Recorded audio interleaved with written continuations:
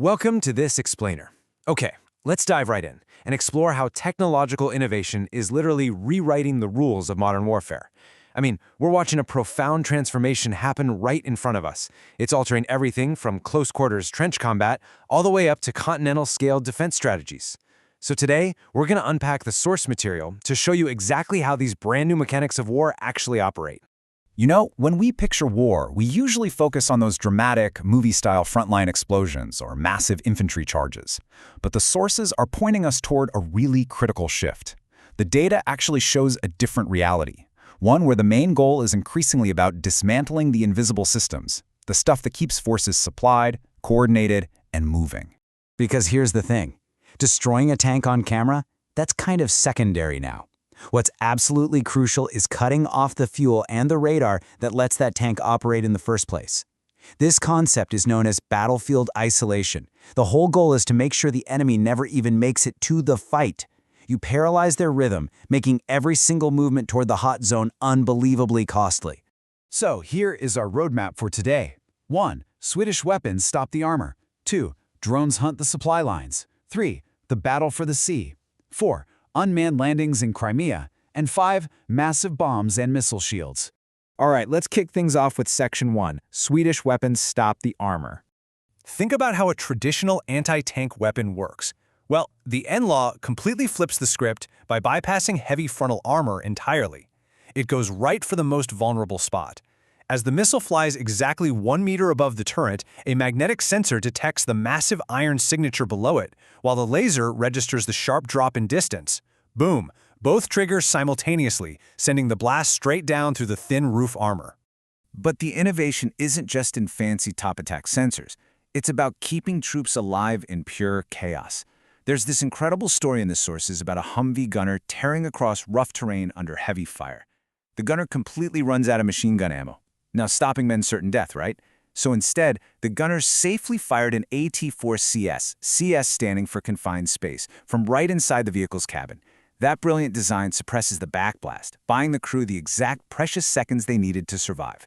And this creates a massive financial asymmetry in modern combat. We're looking at a reality where affordable, shoulder-fired infantry weapons, like reusable Carl Gustaf, can completely halt an expensive armored assault. We're talking about reducing a multi-million-dollar tank into a charred wreck for just pennies on the dollar. It's a total game changer.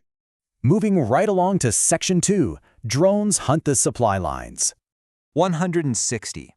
Put that number in your head for a second. That is the reported number of medium-range drone strikes hitting logistics depots. This is turning what used to be a safe, quiet rear area into a deadly new front line. Ammunition depots and fuel trucks that once sat comfortably out of range, yeah, they're everyday targets now. And this is where things get incredibly systematic. It creates what's called a systemic kill chain.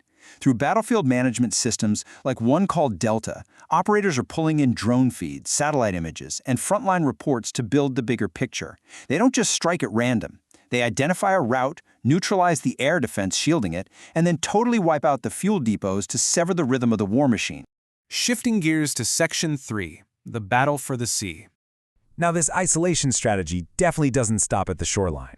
As Ukraine chokes off maritime supply lines, we're seeing a rapidly escalating tit-for-tat battle. The sources report over 100 strikes on logistics vessels in just 8 days. That's part of a highly targeted operation to cripple oil transport, and in response, there are reports of retaliatory strikes on civilian cargo vessels in Odessa.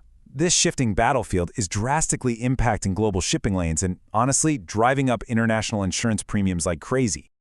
Now for Section 4, unmanned landings in Crimea.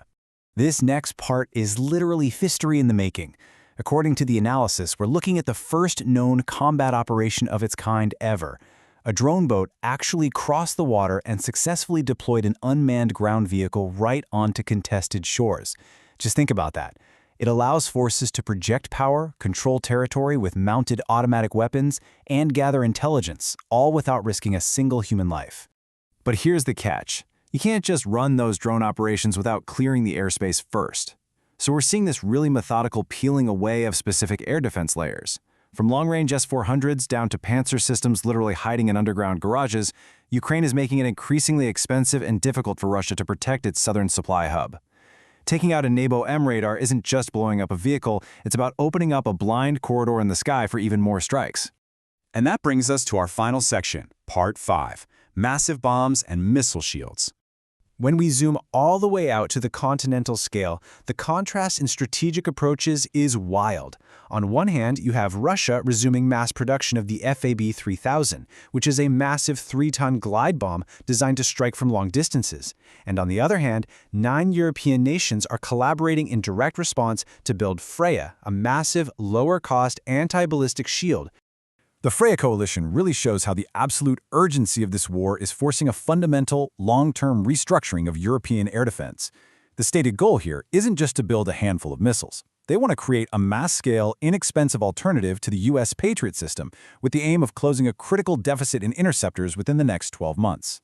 So, looking at all of this, from shoulder-fired rockets and drone-hunted fuel depots all the way to robotic beach landings, we really have to ask ourselves, which strategy is going to define the battlefields of tomorrow? Will it be the sheer destructive weight of traditional firepower, or will it be the agility of data-driven forces that dismantle the enemy's rhythm before the battle even begins?